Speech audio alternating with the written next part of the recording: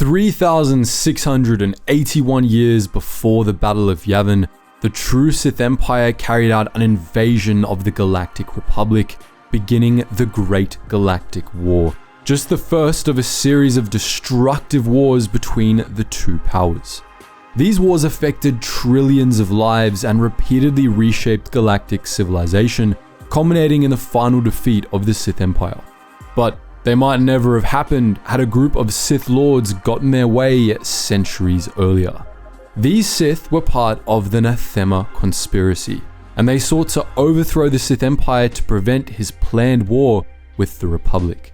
In this video, we'll be telling their story and why they went to such lengths to prevent their people's revenge on their ancient enemy.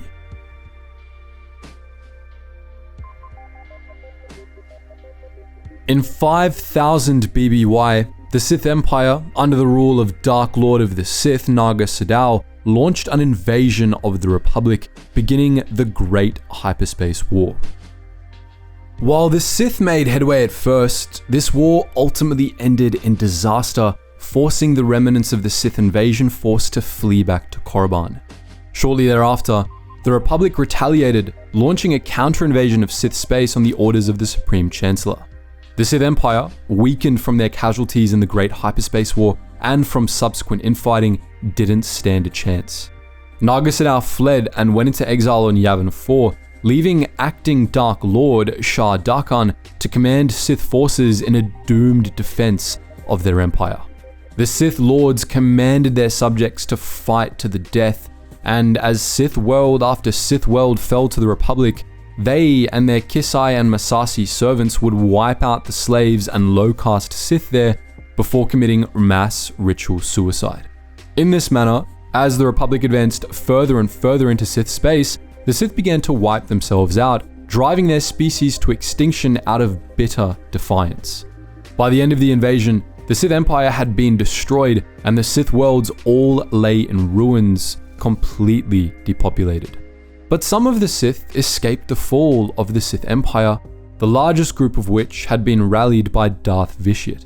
Formerly the ruler of the Agriworld Medrias, Vitiate declared himself the new Dark Lord of the Sith and gathered Sith survivors from across the Empire, leading them in an exodus from Sith space. After 20 years of wandering, they came to the swampy world Dromund Kaas, where Vitiate reconstituted the Sith Empire under his rule. This true Sith Empire would rule in exile for over 1,000 years, quietly conquering a large swath of space in the remote regions of the Transhydian, where the Sith dreamed of eventual revenge against the Republic. Vitiate declared himself the Sith Emperor, although he had little involvement with the day-to-day operations of his empire. Those were largely handled by the Dark Council, a group of 12 Dark Lords of the Sith that served as the Emperor's proxies.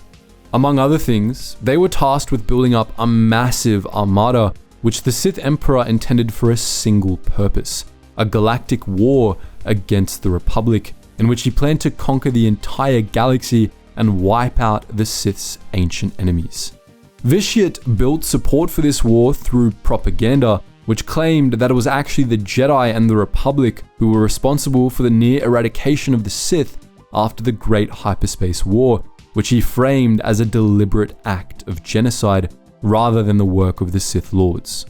These lies, among others, radicalized the people of the True Sith Empire against the Republic, and by around 4000 BBY, they were becoming eager for war.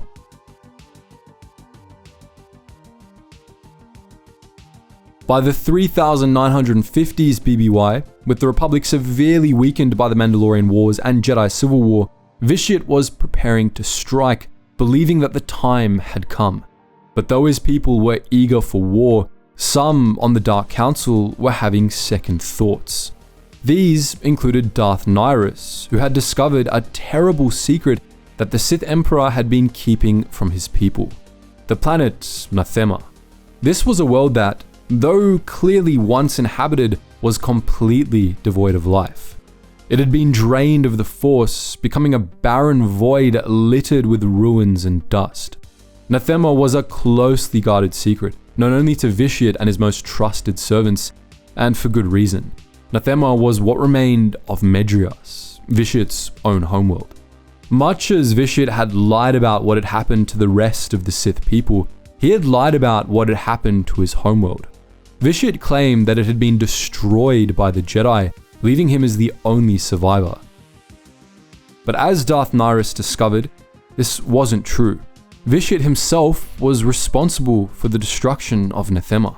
When the Republic invaded Sith space, he had summoned as many Sith Lords as he could gather to the planet, where he carried out a week-long ritual that drained the Force from Nathema.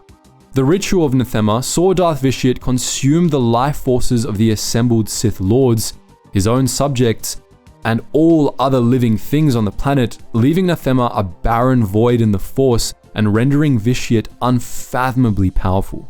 Nihilus was horrified by this discovery, but not necessarily because of what Vitiat had done to his own people. Rather, Nathema showed what Vitiat was capable of, and as Nihilus eventually learned, it was just the beginning of the Sith Emperor's plan. Once he conquered the galaxy, Vitiat planned to repeat the ritual on a galactic scale, consuming all life and achieving power beyond imagining. Darth Nihilus was determined not to let this happen, and to that end, she shared what she had learned with a few other trusted Sith, including 5 other members of the Dark Council. Together, they decided that the Sith Emperor was a threat to all life in the galaxy, and that this meant he needed to be stopped. After all, in a lifeless galaxy, there's nothing left to conquer, and no one for a Sith to have power over. Vowing that what had happened at Nathema must not be allowed to happen again, these conspirators set out to stop the Emperor's planned war against the Republic.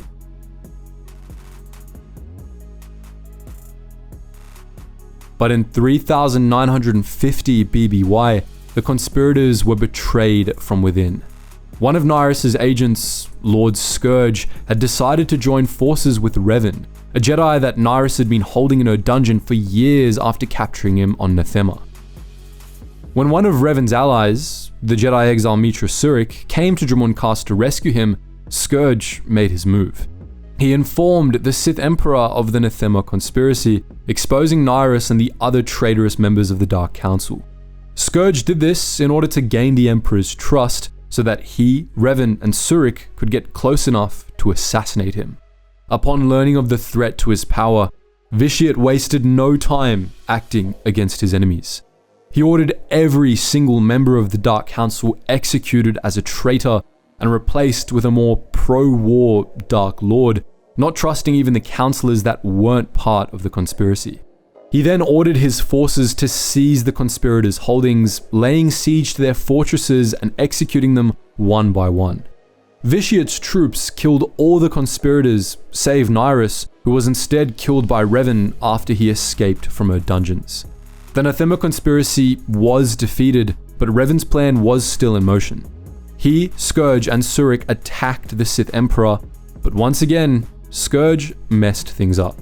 Mid-battle, Scourge had a vision of the future, which led him to conclude that he and Revan were doomed to fail, but that some other hero would come along later and stop the Emperor's ritual.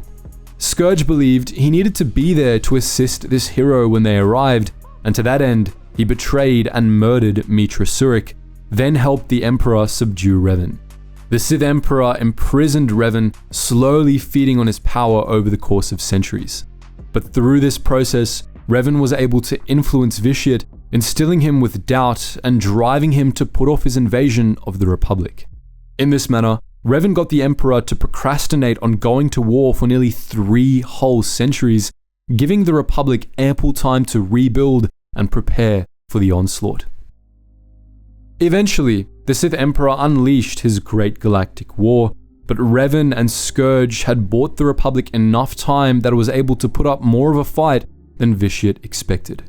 The True Sith ultimately failed to conquer the galaxy, and as Scourge had foreseen, Vitiat would be prevented from carrying out his ritual a second time. In the end, while the Nathema conspiracy failed, it paved the way for Vitiat's eventual defeat. So, that's our look at the Nathema conspiracy, when a group of Sith Lords almost saved the Republic from a Sith invasion. But what do you think? Do you want to see more Star Wars The Old Republic lore videos in the future? let us know your thoughts in the comments section below. And as always guys, thank you so much for watching, and I hope to see you in the next video.